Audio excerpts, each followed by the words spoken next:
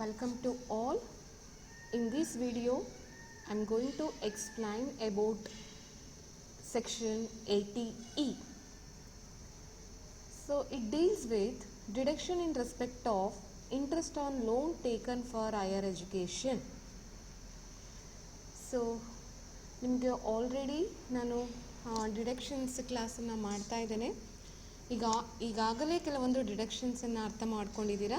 So 80E deductions ಯಾವುದ್ರ ಬಗ್ಗೆ ಹೇಳುತ್ತೆ ಅಂತ ನೀವು ಈ ಒಂದು ವಿಡಿಯೋದಲ್ಲಿ ನೋಡ್ತೀರಾ. So 80E deductions in respect of interest of lone taken for higher education. So ನೆನ್ಪಿಟ್ಕೊಳ್ಳಿ, 80E, E stand for education. Okay, higher education ಮಾಡಲಿಕ್ಕೆ ಅಂದರೆ 10th standard and above. Okay, 10th standard and above ಏನೇ study ಮಾಡಲಿಕ್ಕೆ ನಾವು ಲೋನನ್ನು ತಗೊಂಡಿದ್ದೀವಿ ಅಂದರೆ ಆ ಲೋನಿಗೆ ನಾವು ಏನು ಇಂಟ್ರೆಸ್ಟನ್ನು ಪೇ ಮಾಡ್ತೀವಿ ಆ ಒಂದು ಅಮೌಂಟನ್ನು ನಾವು ಡಿಡಕ್ಷನ್ಸನ್ನು ಕ್ಲೈಮ್ ಮಾಡ್ಕೊಬಹುದು.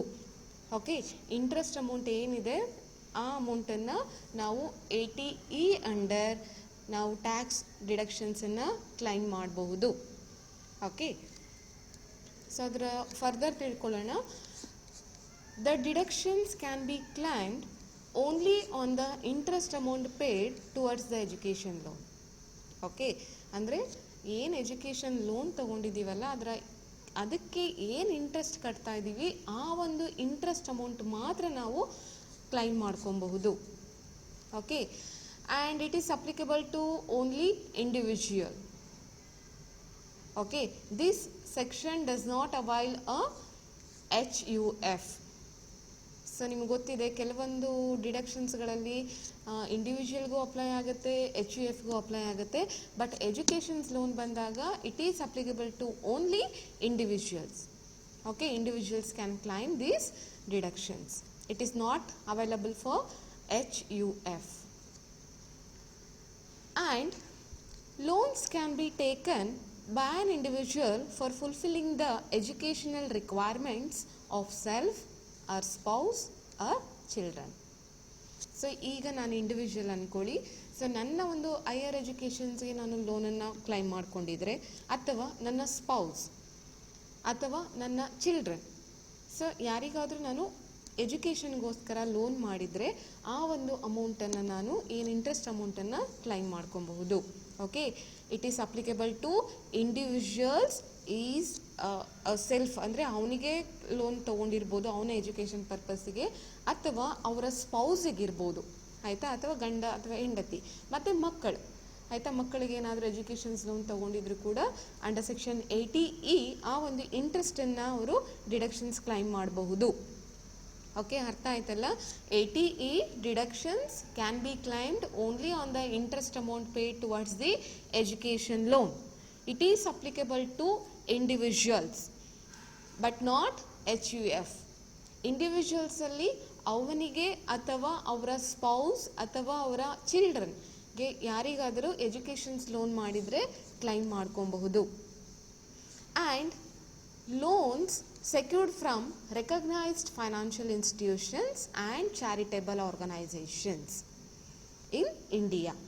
ಅಂದರೆ ಇಂಡಿಯಾದಲ್ಲಿರುವಂತಹ ಯಾವುದಾದರೂ ರೆಕಗ್ನೈಸ್ಡ್ ಫೈನಾನ್ಷಿಯಲ್ ಇನ್ಸ್ಟಿಟ್ಯೂಷನ್ ಅಂದರೆ ಶೆಡ್ಯೂಲ್ಡ್ ಬ್ಯಾಂಕ್ಸ್ ಅಥವಾ ಏನು ರೆಕಗ್ನೈಸ್ಡ್ ಬ್ಯಾಂಕ್ ಅಥವಾ ಚಾರಿಟೇಬಲ್ ಆರ್ಗನೈಸೇಷನ್ಸ್ ಮೂಲಕ ತಗೊಂಡಿರಬೇಕು, ಆಯಿತಾ. ಎಜುಕೇಷನ್ ಇಂಡಿಯಾದಲ್ಲಾದರೂ ಮಾಡ್ಬೋದು ಅಥವಾ ಅಬ್ರಾಡಲ್ಲಿ ಕೂಡ ಅವರು ಮಾಡಬಹುದು.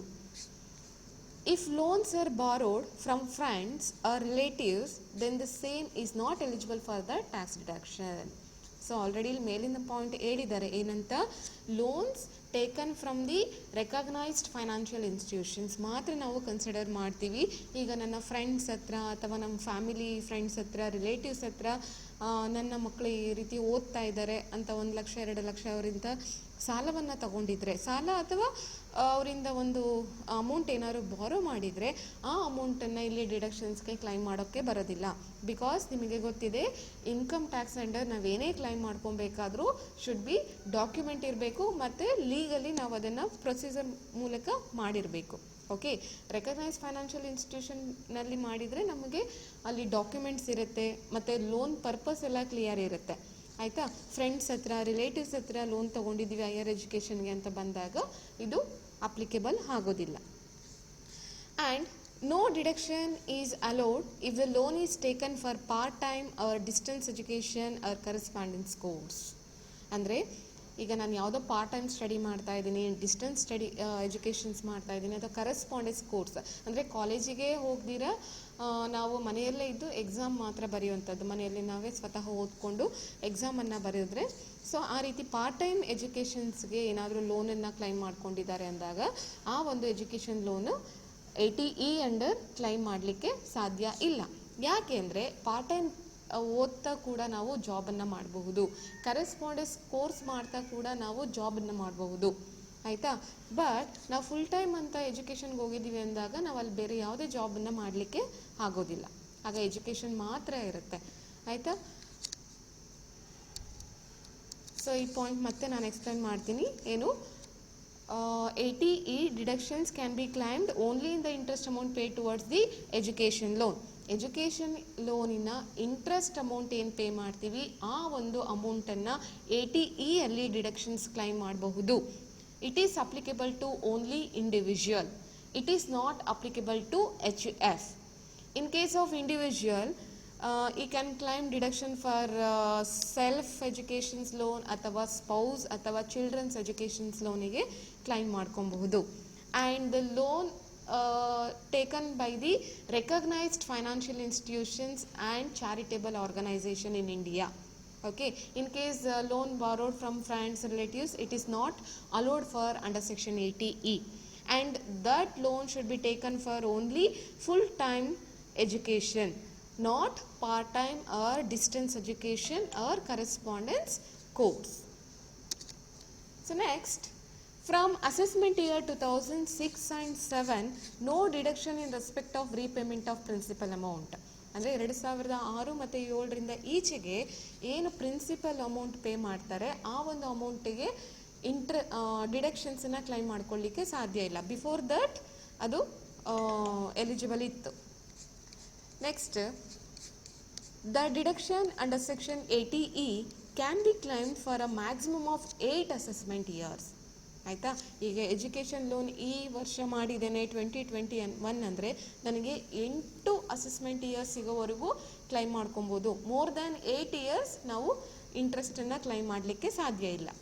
Okay, but in case you foreclose the loan account sooner, ಅಂದರೆ 8 ವರ್ಷಕ್ಕಿಂತ ಮೊದಲೇ ನೀವೇನಾದರೂ ಅಕೌಂಟ್ನ ಕ್ಲೋಸ್ ಮಾಡ್ತಿದ್ರೆ ನಮಗೆ ಎಲ್ಲಿವರೆಗೂ ಟೈಮ್ ಸಿಗುತ್ತೆ, ಆ ಲೋನ್ ಎಷ್ಟು ಇಯರ್ವರೆಗೂ ಆ್ಯಕ್ಟಿವ್ ಇರುತ್ತೆ ಅಲ್ಲಿವರೆಗೂ ಮಾತ್ರ ಸಿಗುತ್ತೆ. ಎಕ್ಸಾಂಪಲ್ ಹೇಳ್ತೇನೆ ನೋಡಿ. For example, you have taken an education loan in assessment year 2019-20 and start paying interest in the same year. Okay, 19-20ರಲ್ಲಿ ಲೋನ್ ತೊಗೊಂಡಿದ್ದೀರಾ, ಆ ವರ್ಷದಿಂದ ನೀವು ಇಂಟ್ರೆಸ್ಟನ್ನು ಪೇ ಮಾಡ್ತಾ ಹೋಗ್ತೀರಾ. In this case you can claim a deduction under section 80E for assessment year 2019-22 2026-27. ಅಂದರೆ 19-20ಇಂದ 26-27ವರೆಗೂ 8 ಅಸೆಸ್ಮೆಂಟ್ ಇಯರ್ಸ್ ಆಗುತ್ತೆ. ಓಕೆ, 8 ಅಸೆಸ್ಮೆಂಟ್ ಇಯರ್ಸಿಗೆ ನೀವೇನು ಇಂಟ್ರೆಸ್ಟನ್ನು ಪೇ ಮಾಡ್ತಾ ಇರ್ತೀರಾ ಆ 8 ವರ್ಷದವರೆಗೂ ಕ್ಲೈಮ್ ಮಾಡ್ಬೋದು. ಇನ್ ಕೇಸ್ ನೀವು ಲೋನನ್ನು ಮೊದಲೇ ಪೂರ ಕಟ್ಟು ಅದನ್ನು ಎಕ್ಸಿಟ್ ಮಾಡ್ತಾ ಇದ್ದೀರಾ, ಅಂಡ್ ದಟ್ ಕೇಸ್ ಅಂದರೆ year you have repaid the complete loan in 5 years only. In this case you can claim a deduction up to only 5 years, ಅಂದರೆ 2019-20 ಇಂದ 23-24 ವರೆಗೂ ಮಾತ್ರ, ಅಂದರೆ till the completion of loan. ಅಂದರೆ ನೆನ್ಪಿಟ್ಕೊಳ್ಳಿ, 80E can be claimed for a maximum of 8 years or till the completion of loan. Okay, 8 ಇಯರ್ಸ್ವರೆಗೂ ನಾವು claim ಮಾಡ್ಕೊಬಹುದು, ಅಥವಾ till the completion of loan ಅಂದರೆ 8 ಇಯರ್ಸ್ಗಿಂತ ಒಳಗೆ ಇರಬೇಕು, ಅಂದರೆ ಲೋನ್ ಎಲ್ಲಿವರೆಗೂ ಆ್ಯಕ್ಟಿವ್ ಇರುತ್ತೆ ಅಲ್ಲಿವರೆಗೂ. ಓಕೆ, ಐ ಹೋಪ್ ನಿಮಗೆ 80E ಡಿಡಕ್ಷನ್ಸ್ ಅರ್ಥ ಆಗಿದೆ ಅಂತ. ಒನ್ಸ್ ಅಗೇನ್ ಅದನ್ನು ರೀಕಾಲ್ ಮಾಡ್ಕೊಳ್ಳಿ. 80E deduction in respect of interest on loan taken for higher education. Okay, above 10th standard ನಾವು ಯಾವುದೇ ಎಜುಕೇಷನ್ಸ್ ಲೋನನ್ನು ತೊಗೊಂಡ್ರೆ ಇಲ್ಲಿ ಕ್ಲೈಮ್ ಮಾಡ್ಕೊಬಹುದು. ಮತ್ತು ಎಜುಕೇಷನ್ ಇಂಡಿಯಾದಲ್ಲಿ ಅಥವಾ ಅಬ್ರಾಡ್ನಲ್ಲೂ ಕೂಡ ಮಾಡಬಹುದು, but the loan taken for the purpose of full time education. In case any part time distance education ಕರೆಸ್ಪಾಂಡಿಂಗ್ಸ್ courses ಆದರೆ ಬರೋದಿಲ್ಲ, ಬಟ್ ವೆಕೇಷನಲ್ ಕೋರ್ಸಸ್ ಅಂತ ಬಂದಾಗ ಕೂಡ ಕ್ಲೈಮ್ ಮಾಡ್ಕೊಬಹುದು. And it is applicable to only individual, not HUF. Individual ಆದರೆ ಅವನಿಗೆ ಅಥವಾ ಅವರ ಸ್ಪೌಸ್ ಅಥವಾ ಅವರ ಚಿಲ್ಡ್ರನ್ಗೆ ಇದನ್ನು ಕ್ಲೈಮ್ ಮಾಡ್ಕೊಬಹುದು. In case loan taken from friends ಅಥವಾ relatives not allowed. Loan taken only from recognised financial institution or charitable institution ಇದ್ರೆ ಮಾತ್ರ ಕ್ಲೈಮ್ ಮಾಡ್ಕೊಬಹುದು. ಓಕೆ, ಮತ್ತು 8 ಇಯರ್ಸ್ವರೆಗೂ ಮ್ಯಾಕ್ಸಿಮಮ್ ನಾವು ಕ್ಲೈಮ್ ಮಾಡ್ಕೊಬೋದು. ಒಂದು ವೇಳೆ 8 ವರ್ಷಕ್ಕಿಂತ ಒಳಗೆ ನಾವು ಲೋನನ್ನು ಪೂರ್ತಿ ಕಟ್ಟಿ ಅದನ್ನು ಕ್ಲೋಸ್ ಮಾಡ್ತೀವಿ ಅಂದರೆ ಎಲ್ಲಿ ಕ್ಲೋಸ್ ಮಾಡ್ತೀವಿ ಆ ಇಯರ್ವರೆಗೂ ಕೂಡ ಕ್ಲೈಮ್ ಮಾಡ್ಕೊಬಹುದು.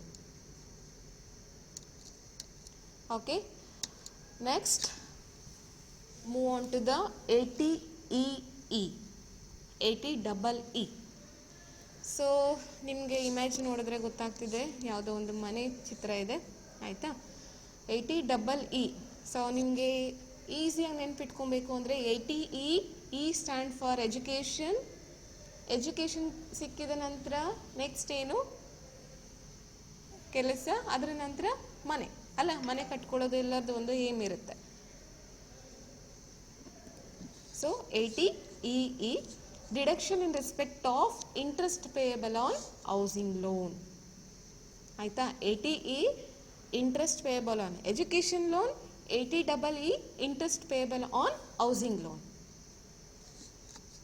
ಸೊ ಇದರಲ್ಲಿ ಏನೇನಿದೆ ನೋಡೋಣ.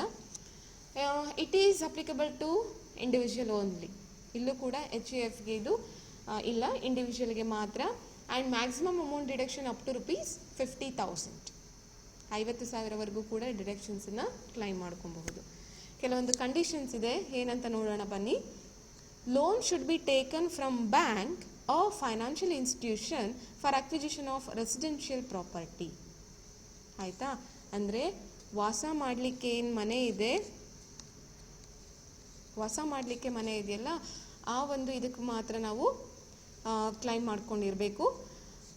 And loan should be sanctioned between 1/4/2016 to 31/3/2017.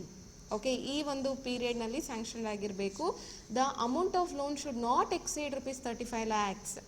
ಅಂದರೆ ಲೋನ್ ಅಮೌಂಟ್ ಏನು ಮನೆ ಕಟ್ಟಲಿಕ್ಕೆ ಲೋನ್ ಅಮೌಂಟ್ ಇದೆ 35 lakhsಗಿಂತ ಹೆಚ್ಚಿರಬಾರ್ದು. And the value of residential house property should not exceed ₹50 lakh.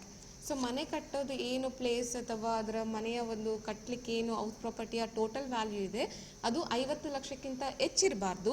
ಮತ್ತು ಲೋನ್ 35 ಲಕ್ಷಕ್ಕಿಂತ ಒಳಗೆ ಮಾತ್ರ ಇರಬೇಕು. On that time it is applicable.